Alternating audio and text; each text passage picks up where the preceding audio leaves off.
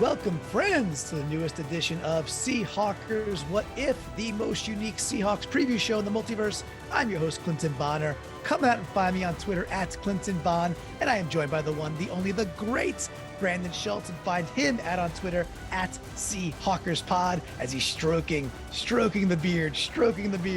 Three beards we have here. The third beard, of course, is the protector of the multiverse. And now everybody knows that we could not traverse the multiverse without the protector of it, because he lays it all out there for us, the themiology, Mr. Phil Leidick. Gentlemen, Brandon, we were out there just a couple days ago. I was hanging with you just a few days ago, watching us, lose a pretty pathetic game to those kiddies there that they certainly kept pounding, right? 44 runs, I believe, for 200 something freaking yards. That was ugly. The beautiful part about this week, maybe, is that we get to turn the page rather quickly. And now we get to play what might be the hottest team in the whole NFL and our biggest rival, the San Francisco 49ers, or the Santa Clara Whiners. So, gentlemen, I'm not sure what to expect today. I don't know what to expect tomorrow.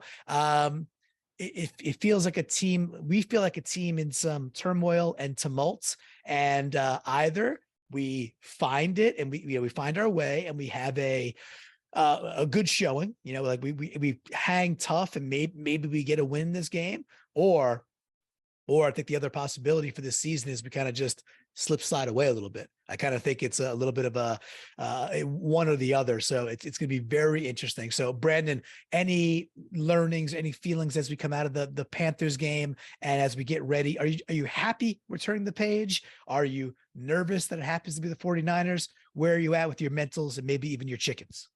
Oh my gosh. I'm ready to move on, but I kind of wish we were moving on to a different game and not the Niners in the middle of the week. Why? We play all the bad teams poorly, Brandon. Why are you so upset? I'm ready to play a good team well. Is that how I'm supposed to look at this? Could we do that? Could we play a good team well instead of playing a bad team poorly? Yeah. I like that. Well, I'm still looking back at this last game. Technically, we didn't start playing until I don't know, part way into the second quarter. And once our team started playing, we actually won. So yeah, that's true. It goes in as a loss in the win and loss column, but really, I think we won.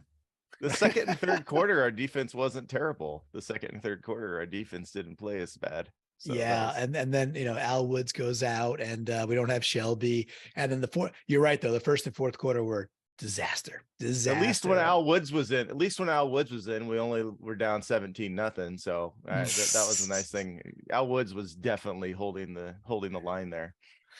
Yeah, it was a tough game. So, and hopefully we bounce back. But I like, Mr. Phil, I like your spirit. I like the gumption to say, you know what, we stink against bad teams anyway. So why don't we just go be great against a pretty darn good team? So I mean, give me a break. NFC South, we are 0-4. If we could even win half of the games against the worst division in football, we'd be feeling really good right now, right? I mean, yeah. Makes no sense. The NFL makes no sense, especially when it has to do with the Pete Carroll Seahawks. It's kind of funny to me that it's like the year could feel like in one swing could feel like such a bonus year with like what we've gotten out of Geno and like all these rookies. And then the pendulum swings the other way and you're like, damn, what a wasted year, which is weird, right? It's like, can it be both? It feels like both because of what you just said, that we could not capture a victory versus the NFC South. Not a bonus question. Division. Yeah. Bonus question. How many losses do these Seattle Seahawks have against winning teams? Okay, well, we lost 4 to non-winning teams. We lost to the Niners once. Yeah. There you go. Ding, ding, ding. That's one. And look who we play this week. Yes. And that was the worst game of the year, probably. But at least it makes sense when you think about the opponent in that game. The other 5 losses. Yeah, it's going to be, who knows? It's going to be very interesting, right? Listen, if we're playing them, that's the way it goes. It is a super short week. You got dudes who are injured. You were playing in Seattle.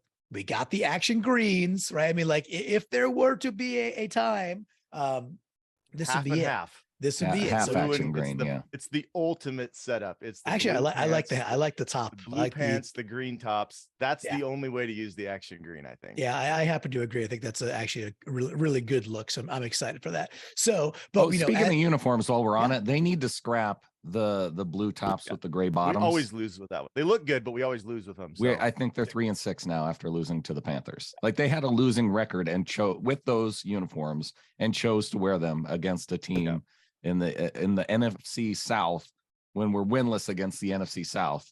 That was a bad move by whoever made the uniform choice going into that game. I don't even believe in luck, and I'm ready to scrap them because of that. Well, I think I'm not sure I believe in luck either. However, I do find myself to be superstitious, so maybe I do.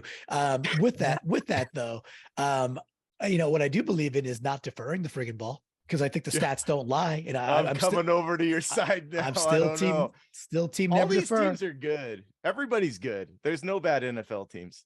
Well, just giving away 6 minutes and being down 3-0 or 7-0 seems like a pretty crappy recipe. When we have our advantage is our offense. One of the best kick returners in the league. We have one of the best kick returners in the NFL now, apparently. So on his return average, why wouldn't you let him get the? Yes, I put in the pronunciation. Go ahead. Igwabuke. Okay, say it one more time because I want to get it right. Igwabuke. Igwabuke. Okay. Igwabuke. I don't know if that's okay, but but that's according to the internet. That's how he wanted it to be pronounced. Good. Number 38. Do you have anything different on that, Brandon?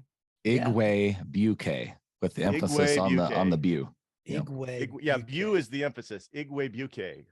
Okay. That's not too hard. Igwabuke. Look at us. We're all learning together. Look at that. That's okay. Nice. There's no previously with the Protector segment this week because we know who we're playing. They are either the number 2 defense or by DVOA, number 1 overall by adjusted DVOA, or 2 by regular DVOA. They're number 1 against points, number 1 against yards. So when you look at your standard things, they're a very good defense and a pretty good offense.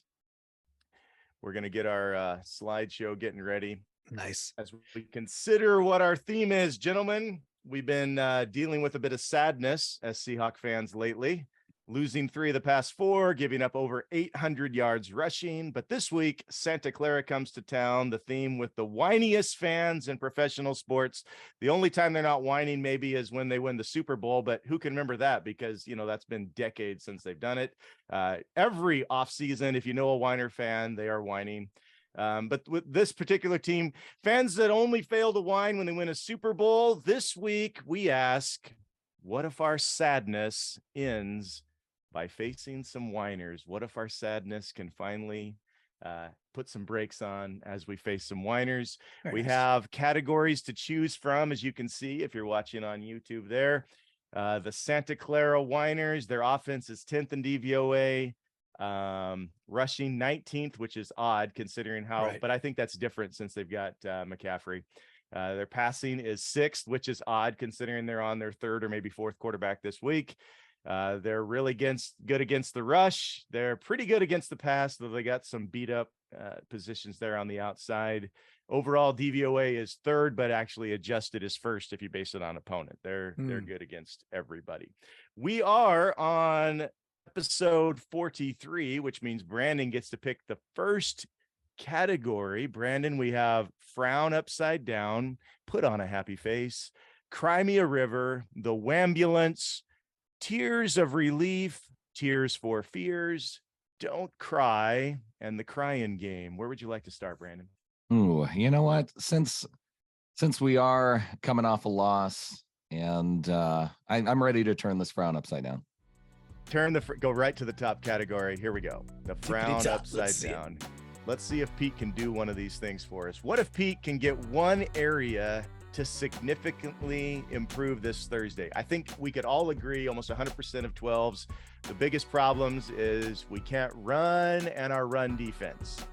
Is run offense or run defense more important as Pete seeks to have one of these? I'm sure he wants both, but if we can get one to significantly improve, what would you hope for and why, Brandon? Man, when I'm trying to rank the problems with the team, like what would even be number 3? Maybe we don't need to get to that right now, but I obviously We might get to the that top later. 2. Yeah. Okay. Yeah. And you went right with the Run top offense, question. run defense. Which one's more important? I'm going to go with the run defense because I could make an argument for either one, but particularly against a 49ers offense that they may not even have Mr. Irrelevant for this game. Like he came out of the last game with an injury and on a short week, it might be tough for him to recover. We might be up against Josh Johnson.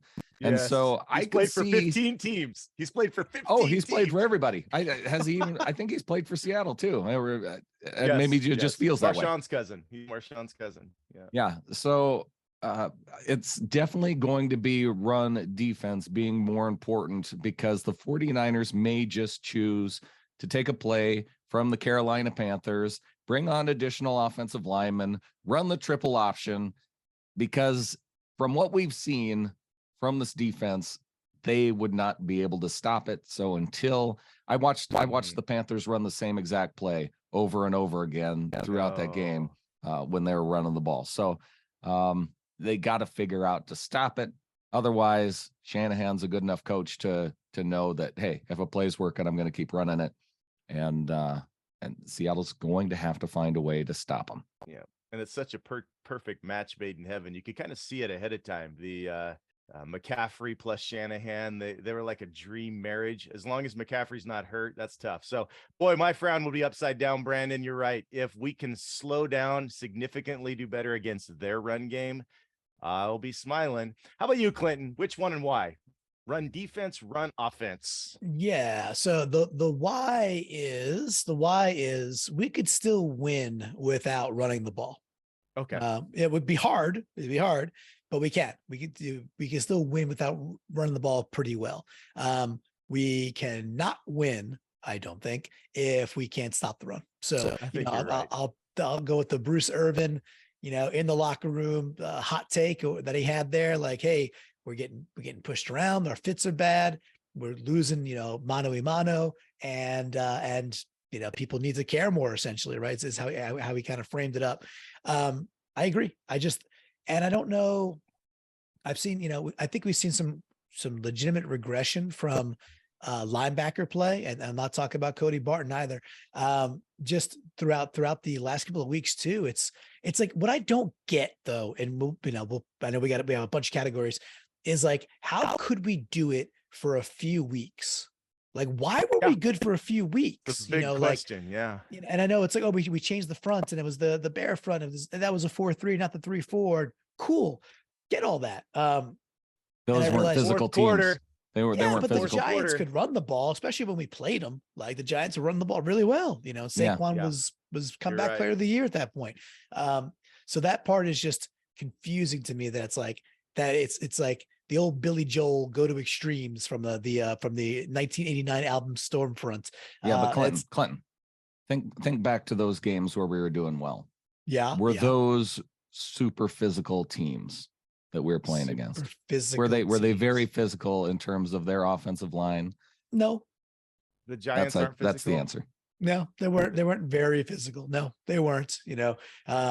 But we're getting our butts kicked lately, and I want it to stop. So let's stop the run at least a little bit better, and my frown will turn upside down, Mr. Phil. Yes, I think you're right. I think that is the why. So yeah, we got to rank that, even though there's a lot of good arguments to be made for being able to run. Oh yeah, this last game really illustrates why it would be good to against a team that can run the ball well. Yeah, you want to also be able to run the ball, because then you're not putting your defense on the field because then you can balance out time of possession, right? Yeah. They were shot in the fourth quarter. They were shot. Right. Yeah. There was no because the defense had been on the field for it, and by the end of the game, 40 minutes to the offense's 20. So 3 turnovers and no time of possession. Forget it. Yeah, we could go on and on about this question number 1, but that would definitely turn. Either one happens, I'll be feeling a little bit more smiley. How about you, Clinton? Next category, where would you like to go? Well, I am going to head right over to the head over heels and go Tears for Fears, my man. Let's hit some Are you going to sing it for 80s. us? 80. Okay. I would, but this cold, it's Yeah. it's just terrible. Okay, Tears for Fears. Here we go, Clinton. What if you share your most specific fear about this matchup? What fear, if realized, might even make you cry inside a little bit? In spite of all the medicine you're taking for your sickness, you might even tear up just a little bit if this fear is realized, Clinton. Oh boy, let me think about this and reread it here. So, specific fear. I mean, I think it's an emotional punch here. Like, I think it would be the biggest specific fear is that we get run out of our own building. And I mean badly. That would make me cry, Phil. If we lose this game, I don't know, 38-13, we literally get Christmas run dinner out. That's the specific fear for me, is that, and the thing is, I can see a path to it.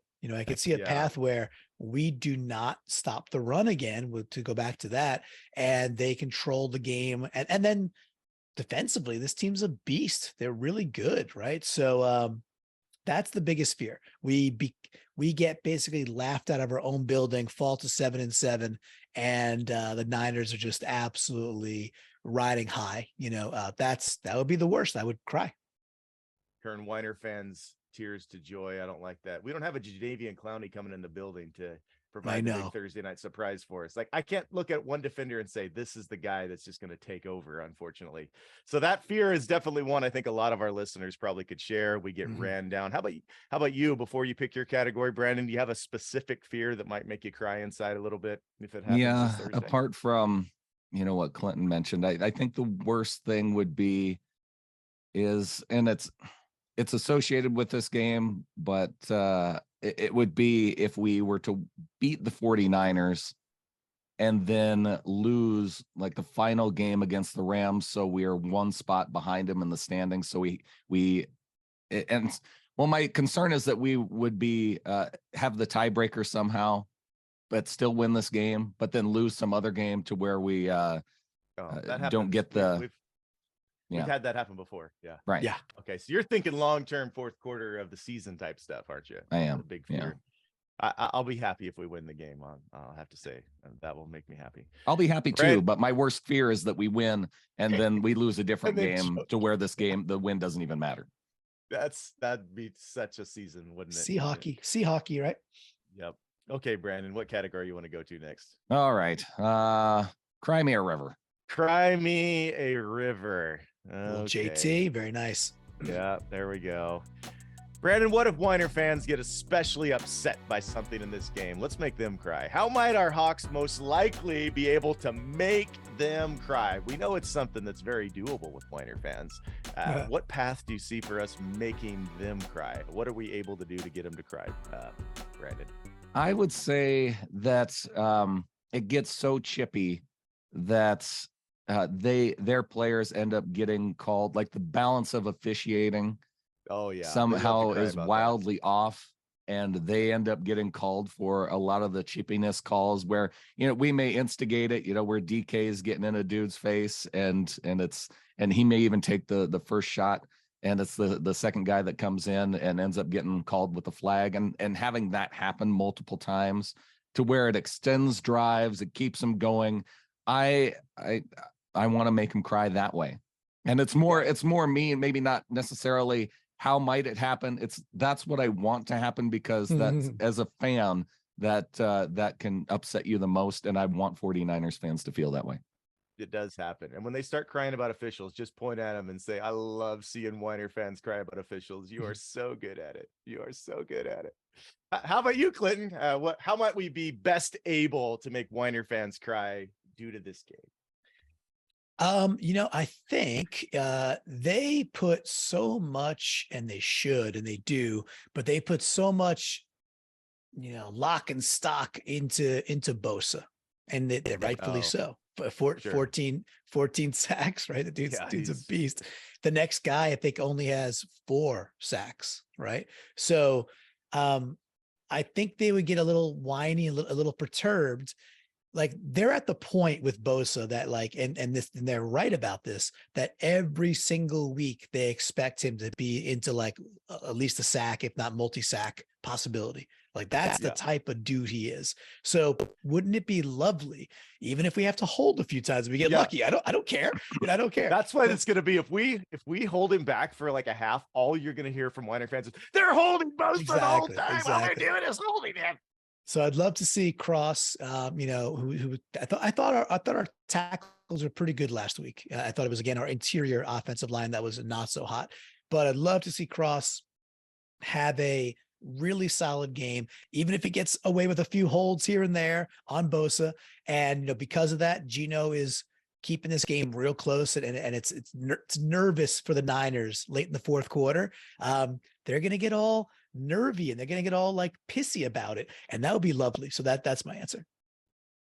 Yeah, he goes right up against Cross. That would be awesome. I love it. Yeah. How about you, Clinton? Where are you going to go next? We got 5 categories. Yeah, I enjoy like staying with the song theme. So I'll go with "Don't You Cry Tonight" by Guns N' Roses, and let's see what we got there. This is a long question. It looks like. Don't cry. Well, it's a long song, so it's okay. Yeah, it is. Here we go, Clinton. What if there's even two of them? Two different versions. It's true. Oh, 1 and 2. What if the Hawks set out to establish the run and stop the run? Then they show improvement in both areas, but still lose the game. So we establish the run, we get some run game going, we stop the run. How are you going to feel if we still lose and we move forward? Will you not be able to cry, or will you still have major sadness because of the loss? Can we get a moral victory if our run game improves on both sides of the ball, Clinton? I don't typically believe in moral victories in sports in general. However, I would exit that game thinking that we'll win 2 out of our next 3. If we could keep that up, which means, given the Commanders schedule and the Giants schedule and the Lions schedule, it's funny, the Lions are in that conversation now, right? We have their tiebreaker with the Lions, at least. Yes, we do, because we beat them. So I think I'd be okay. I'd be like, okay, I expect us to still make the playoffs. And at the end of all this, we want the Broncos to lose and we want the Seahawks to win, right? So we still have a dynamic enough offense that if we get into the playoffs, you never know what could happen. So just go get in, because it'll be fun. But I think I'd be okay. I don't want to lose.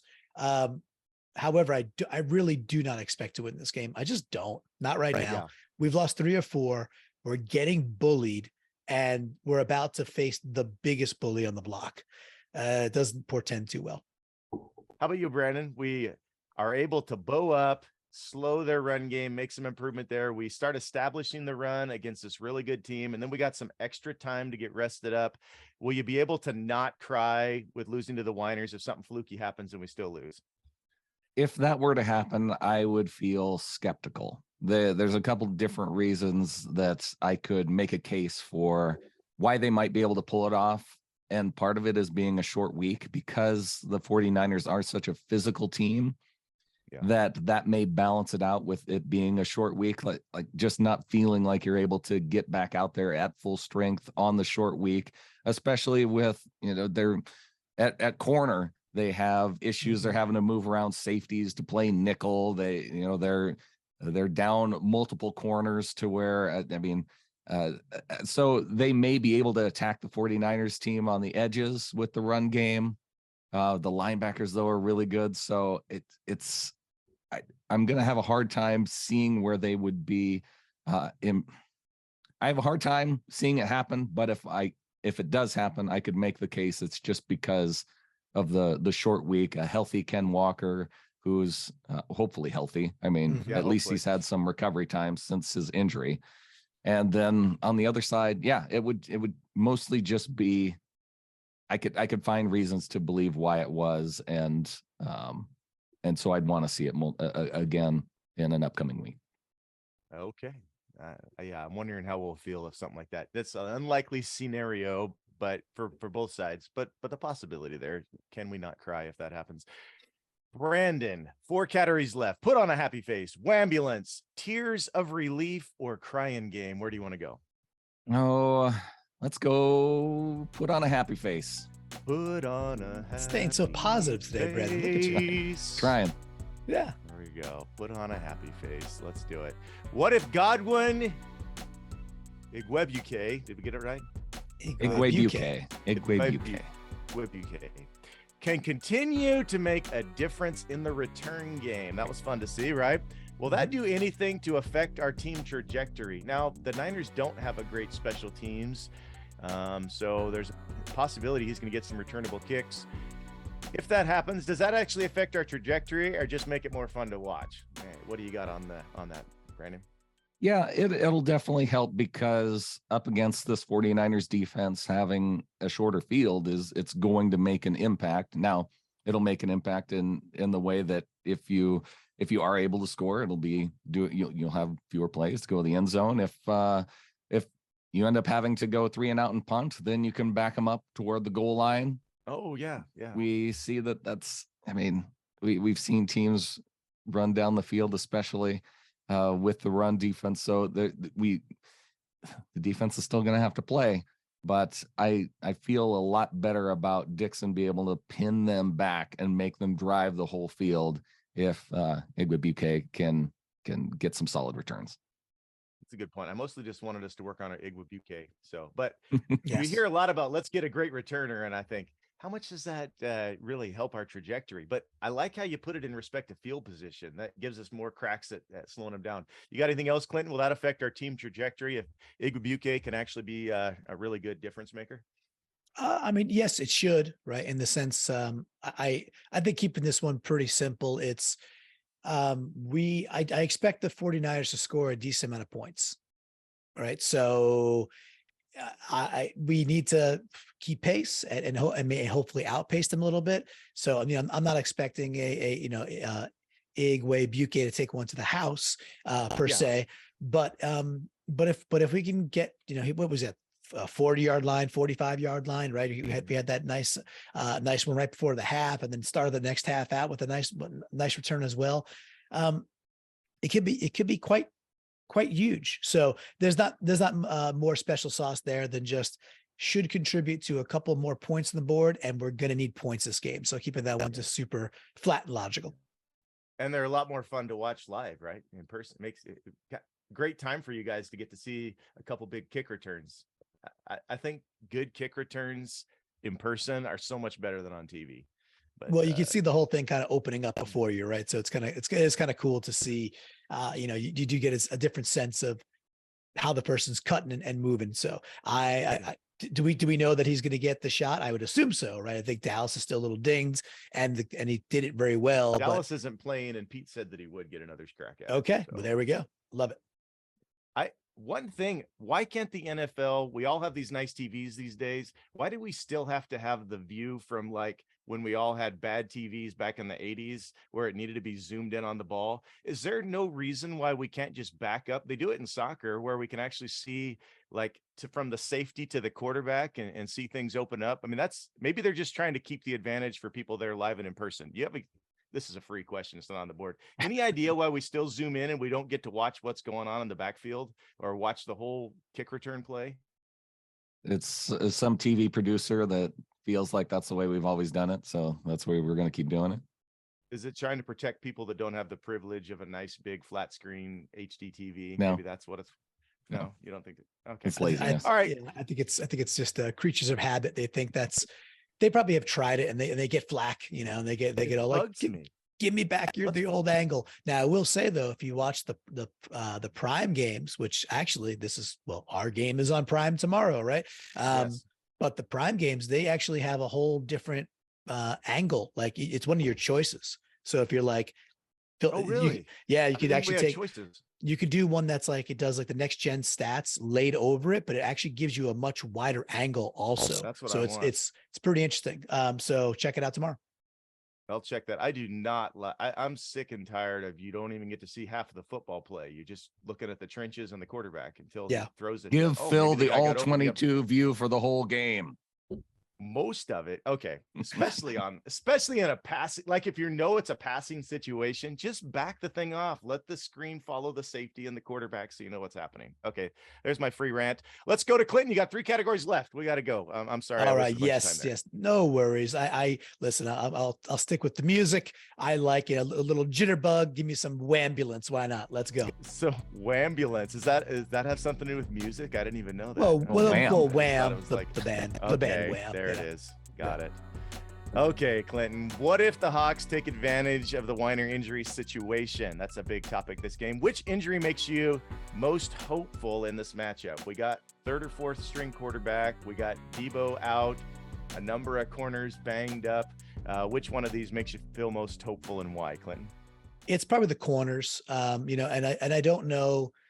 It was John Johnson. Was that right? The person behind the person, Josh. Josh. Right. So he's been around forever. If Purdy can't go, then sure. Like that'll be big because Purdy has looked at least pretty darn good and he's able to operate the offense.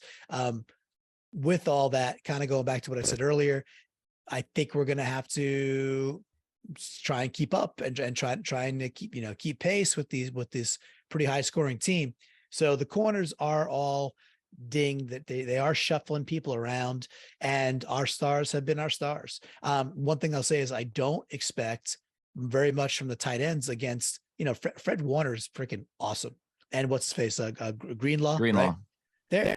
They're good. They man. both are good against tight ends. They are really just sterling defenders, man. They're really good. So if we're not going to get a big chunk from our tight ends, if that's not here, well, then it's got to be our stars, and that's going to happen on the outside. So that's why I would gravitate towards the corners being banged up. Might mean we get the type of game where both Lockett and DK are over 80 yards with a touchdown, and we're in it because they're putting up a big day. So that's where I go. Yeah, bad game for 13 personnel. Let's do a lot of 11. Let's do some 10. Let's make them try to put DBs out there since they don't have any. I like that. We know Whiner fans will use this excuse if we can beat them, but let's say call a whambulance, Brandon. Which injury makes you most hopeful in this matchup? Probably the Debo Samuel injury. Okay. With him being out for a few weeks because of with this team struggling to stop the run. And Debo's ability in the running game as well. I feel like it narrows it down to where McCaffrey is the one guy that you really have to be concerned with stopping in this game. You still got Ayuk a little bit, but yeah, I'm not as concerned about him though. I'm mostly concerned about Christian McCaffrey. So he feels like the one guy that you have to stop. I mean, I'm more concerned about Kittle than Ayuk. So, yeah, that's the Debo injury makes me the most hopeful. You know who I'm worried about? Anybody that knows how to hold the ball in his hands and can like do the running thing. Just run forward. Yeah. Yeah. Those are the guys I'm worried about. But yeah. I'm a little hopeful without Debo, even though McCaffrey's like the perfect substitute for him.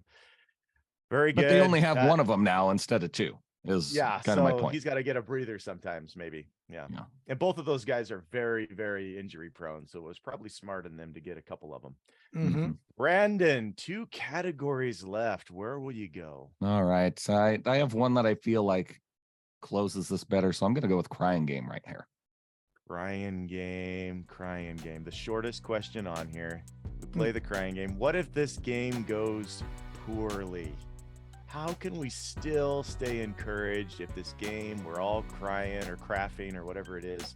If it goes poorly, how can we stay encouraged for the season as we head into this 4th quarter, Brandon? The only encouragement that we have if it goes now depends on scales of poorliness. Hey, we still got next season. We got 2 draft. We got a lot to look forward to. Yeah, we've got 4 draft picks in the top 50. We got a Broncos team that we can continue to root against through the end of the season. I'm still hopeful for the playoffs, and at 7-7, there's still that potential. But yeah, can it go poorly and we win, or does it? No, it can't. Probably not. From this Seahawks fan, if we win, it goes poorly if Geno gets hurt and we win. That's obviously, but Other than that, it can't go Okay. poorly and we win. I think that's the only way, right? Okay. Well, I read the question correctly then. Yes. So if it goes poorly, how can we still be encouraged, Clinton? Yeah.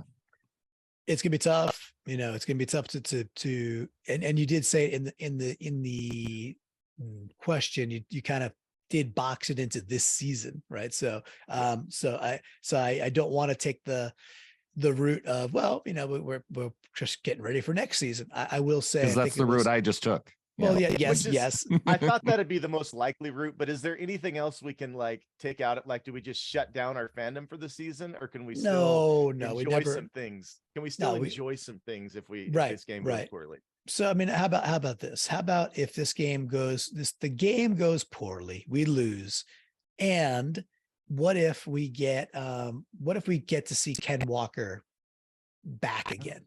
That'd be a way, right? That'd be a way where it's like, okay, whether that's the run blocking just plays a little bit better and Walker busts out like another 60-yard run, we may lose this game. We may lose this game 38-13, like I said earlier. But might it be okay, or at least encouraging, if we see the green shoots, the action green shoots of Ken Walker coming back to life? That would be encouraging, because that's the future. That's a huge piece of the team. Plus, down the stretch, we can still be like, okay, something to build on. We're running the ball effectively again. Now you can argue. Sounds so bad though, Clinton. If we lose 38-13 and Walker looks good, I'm gonna be throwing up, because how come our stars just didn't even shine on Thursday night? That's why. And we shouldn't, right? If Walker is good and should be in the game, it should be close, right? It should be close, certainly pretty close. But just trying to adhere to the question that was asked. But that'd be the way. It's a hard question. But I'd love to see Ken Walker make a bit of a comeback, and remind us why we were so excited earlier in the season. That'd be awesome. Okay, very good. Final, I'm trying to ask two of the more positive guys I know in the world how we're going to handle it if it does end up going poorly on Thursday. Final category, or cover title, we should say, Tears of Relief. Tears of Relief. Clinton, what if the Hawks accomplish something outside the run game to make you feel better about the final quarter of the season? What could this be and why? We haven't talked much about outside the run game, so I'm kind of glad we're finishing up here. Yeah, I mean, I'd like to see our linebackers play significantly. And you took it right, football, because it's run game on either side of the ball. So you took it right. Very good. I want to, correct. I want to see Brooks and Barton pair up and look like they know what they're doing together. It's been weeks now where whether it's one or the other, seems like someone's jumping the wrong hole or making a bad assumption, and that's just it's that part. It's like, talk about what could we be encouraged about.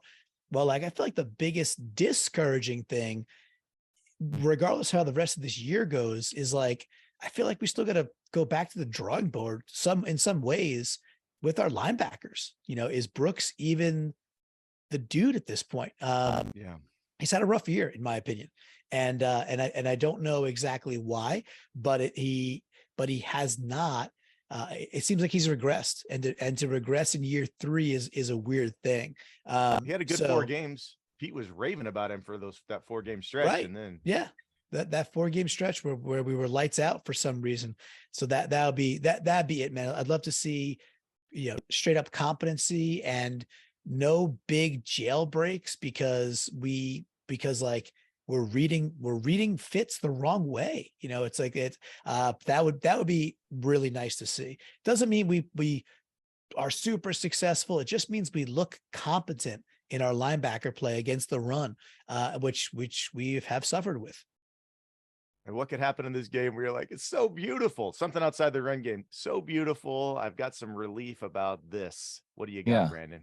I'll go 2 answers in this one, since Clinton already went, and it would be, 1 or 2 things, but both would be even better.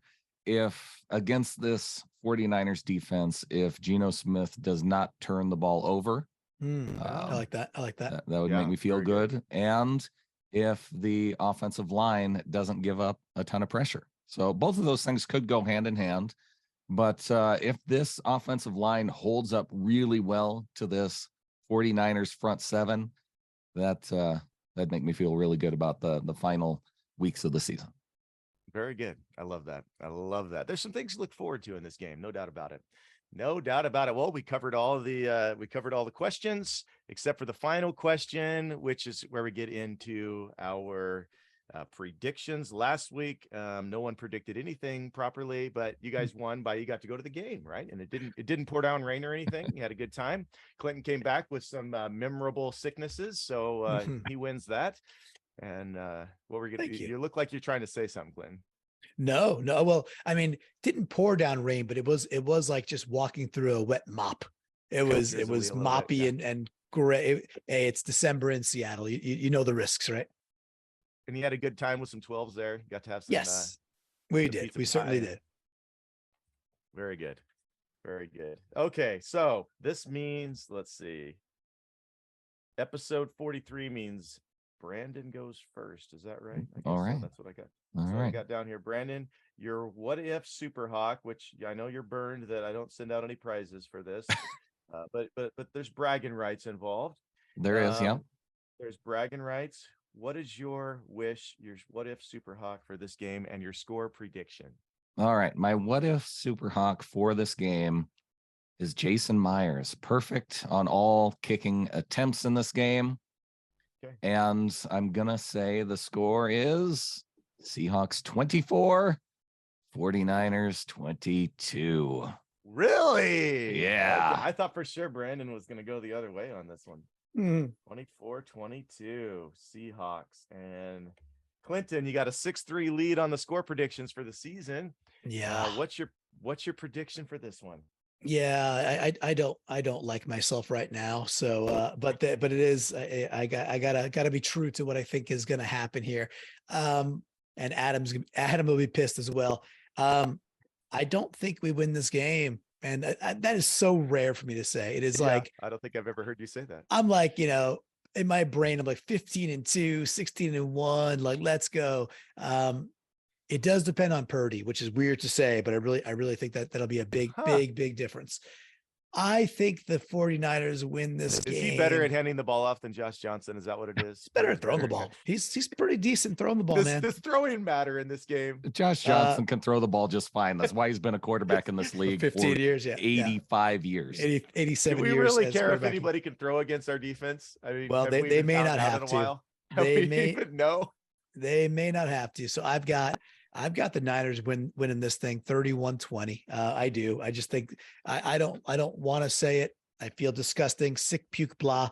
But that's what I think is going to happen. And then the wish, I like Brandon's sneaky wish to be like Meyer. That's actually a good one. Why don't you pick a 49er for your wish with the way things are going? No. And no. All right. My wish is going to be that. That's not a wish. That's different than a prediction. Yeah. My wish is going to be that we actually get surprised by our tight ends and we see, you know what? I'm going to go with Uncle Will. Colby Parkinson, 1 catch, 12 yards. 12 yards. What if Super Hawk? They each get a reception and one of them gets a first down with it. I'm going to say Uncle Will scores a touchdown. He hasn't been in the end zone in a while, but my wish is that Uncle Will finds pay dirt. Disley with the touchdown. I was going to say my wish is that Brandon's score prediction is right. Your what if Super Hawk. I like that better our too. Hawk Daddy, our Seahawker Hawk Daddy is right on his score prediction and starts to make a comeback this week against the Warriors. He's the one that gets the right prediction. That's my wish. That's good. I'll take it. What if we say go Hawks? Go Hawks. Go Hawks.